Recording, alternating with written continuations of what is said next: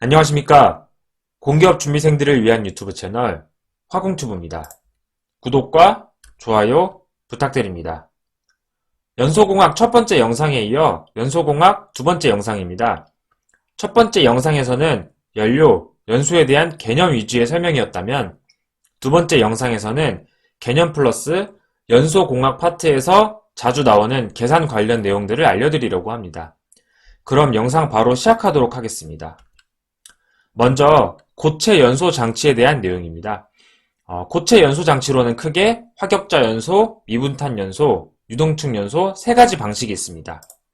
먼저 화격자 연소란 화격자 위에 석탄 덩어리를 올려놓고 공기를 주입시켜 연소시키는 장치로서 전처리가 필요 없고 연속적인 소각과 배출이 가능하다는 장점이 있습니다. 반면 단점으로는 연소 속도와 착화가 느리고 체류 시간이 길며 교반력이 약해 국부 가열의 우려가 있다는 단점이 있습니다. 미분탄 연소는 석탄을 분쇄해 1차 공기와 혼합하고 화로로 분출해 연소시키는 장치로서 장점으로는 첫 번째, 적은 공기로 완전 연소가 가능하고 두 번째로는 점화 및 소화가 쉬우며 세 번째, 연소 효율이 좋습니다. 네 번째로는 부하 변동 적응이 쉬워 대용량 보일러에 이용됩니다. 반대로 단점으로는 설비비와 유지비가 비싸며 회분, 비산으로 인해 집진 장치가 필요합니다. 세 번째로는 화재 및 폭발의 위험성이 있다는 특징이 있습니다. 유동층 연소는 아래 부분으로부터 공기를 불어넣어 고체를 유동층 중에서 연소시키는 장치로서 장점으로는 연소 효율이 좋고 두 번째, 녹수 발생이 적으며 세 번째로 연소 온도가 낮습니다. 네 번째, 열 용량이 크기 때문에 액상, 기상 등의 여러 연료 연소가 가능합니다. 다섯 번째는 접촉 면적이 크기 때문에 공기 소비량이 감소되고 이에 따라 장치의 소형화가 가능하다는 특징이 있습니다. 반대로 단점으로는 재나 미연탄소의 배출이 있으며 두 번째, 유동 매체를 수시로 공급이 필요합니다. 세 번째로는 전초리가 필요하며 네 번째, 압력 손실이 크고 마지막 다섯 번째로는 동력비가 많이 든다는 단점이 있습니다. 여기서 유동 매체의 조건을 물어보는 문제들이 간혹가다 출제되는데 첫 번째로는 불활성일 것, 두 번째, 미세하며 열 충격에 강할 것, 세 번째, 융점이 높고 네 번째, 비중이 작으며 입도 분포가 균일해야 합니다. 여섯 번째로 내마모성, 일곱 번째, 저렴하며 마지막 여덟 번째로는 공급의 안정성이 있어야 된다는 조건들이 있으니 이것 또한 참고하시기 바랍니다. 다음으로는 액체 연소 장치입니다. 액체 연소 장치는 연료를 분무시켜 분출시키는 분무화 방식을 적용합니다. 이는 액체 연료의 입경을 작게 만들어 비표면적을 증가시킨다는 장점이 있습니다. 첫 번째로는 유압 분무식 버너입니다.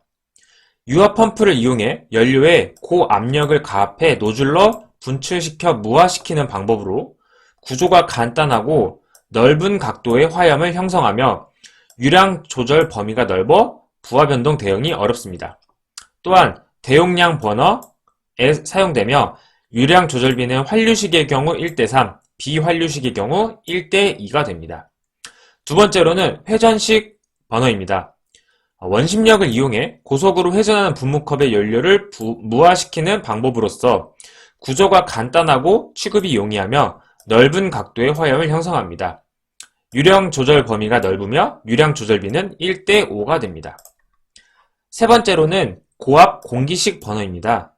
고압 공기를 이용해 연료를 무화시키는 방법으로 부하 변동 적응에 쉬우며 좁은 각도의 긴 화염을 형성시키고 연소 시 소음이 발생된다는 특징이 있으며 유량 조절비는 1대10입니다.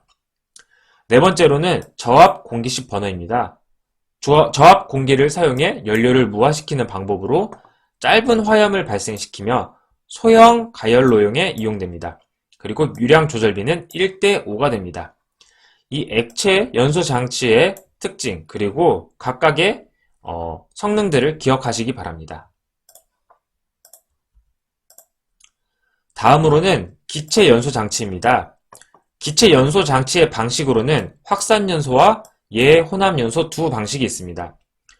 확산 연소란 연료와 공기를 각각 별도로 공급하여 접촉면에서 연소시키는 방법으로 역화의 위험이 적고 연료의 분출 속도가 클 경우 그을음이 발생하기 쉽습니다. 그리고 화염이 붉고 길며 가스와 공기를 예열할 수 있고 연소 조작 범위가 넓습니다. 확산 연소의 종류로는 포트형과 버너형이 있습니다.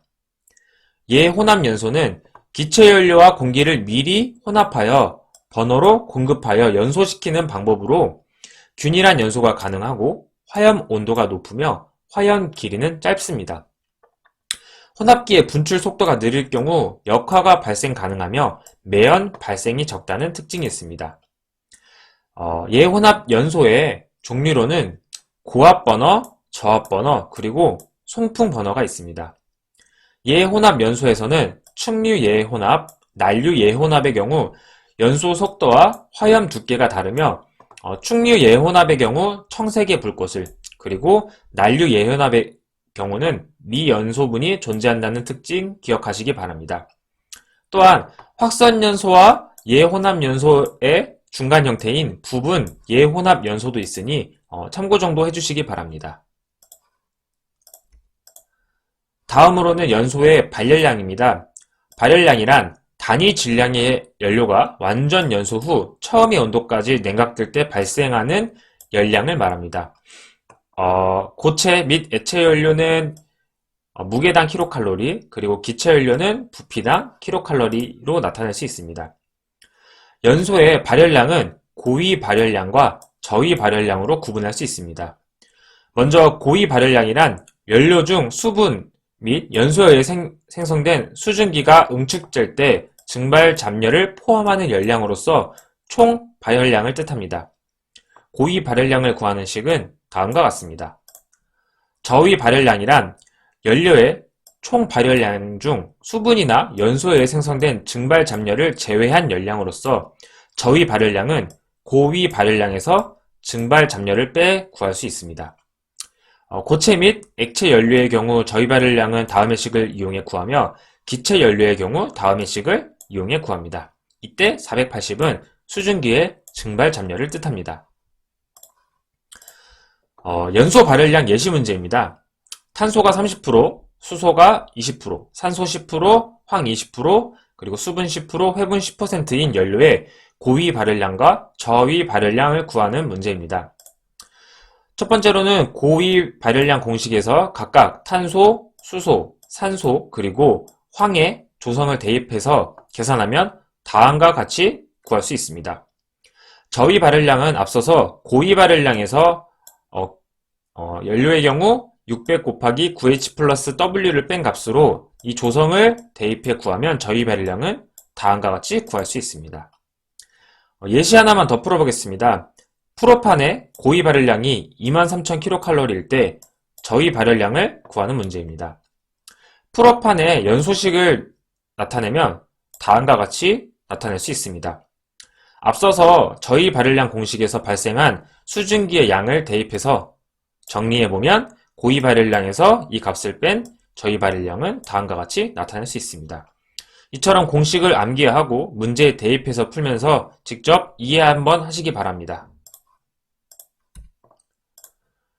다음으로는 공기비와 공연비입니다. 공기비란 이론 공기량에 대한 실제 공기량의 비로서 구하는 식은 다음과 같이 구할 수 있습니다. 공기비가 큰 경우 연소실 내에 온도가 저하될 수 있으면 열 손실이 증가하고 녹스, 삭스의 발생량이 증가돼 저온 부식을 발생시킬 수 있습니다. 반대로 공기비가 작게 되면 불완전 연소를 통해 일산화탄소, 매연, 탄화수소의 발생량이 증가되고 연소 효율은 감소하며 폭발의 위험이 증가할 수 있습니다. 이때 저온 부식을 방지하는 방법으로는 첫 번째, 과잉 공기를 줄인다. 두 번째, 가스 온도를 산 노점 이상으로 조절한다. 세 번째, 연료를 전처리하여 황합량을 감소시킨다. 마지막 네 번째는 장치 표면을 내식 재료로 피복하는 방법이 있습니다. 추가로 과잉 공기량은 실제 공기량에서 이론 공기량을 빼서 구할 수 있으며 공기비를 이용하면 다음과 같이 나타낼 수 있습니다. 다음으로 공연비란 연소 시 공기량과 연료량의 혼합 비율을 나타냅니다. 그 식은 다음과 같고, 공연비가 14.7보다 클 때는 일산화탄소와 탄화수소의 값은 증가하며 질산화물의 농도는 감소합니다. 반대로 14.7보다 작을 때는 일산화탄소와 탄화수소는 감소하며 질소산화물은 증가하게 됩니다. 다음으로 등가비란 공기비의 역수로서 등가비가 1일 때는 완전 연소, 등가비가 1보다 적을 때는 공기가 과잉이며 등가비가 1보다 클 경우는 연료가 과잉을 뜻합니다. 공기비와 공연비 기억해 주시기 바랍니다.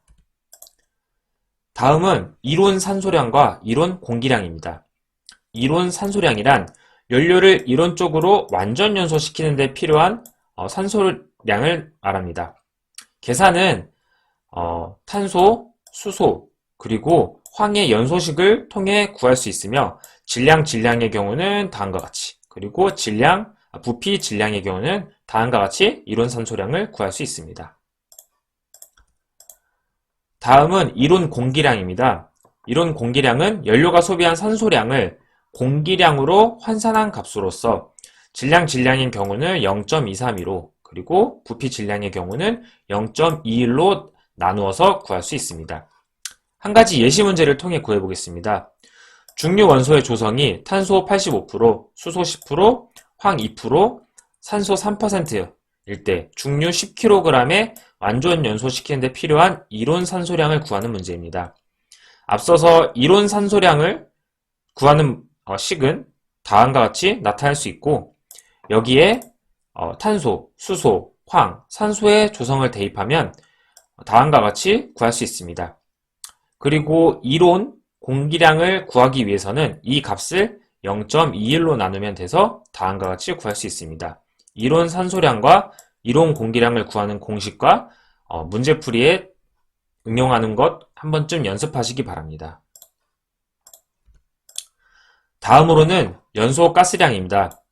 연소 가스량은 이론 가스량과 실제 가스량으로 구분되며 수증기가 포함되지 않은 상태의 건연소, 그리고 수증기가 포함된 상태의 습연소 가스로 나눌 수 있습니다.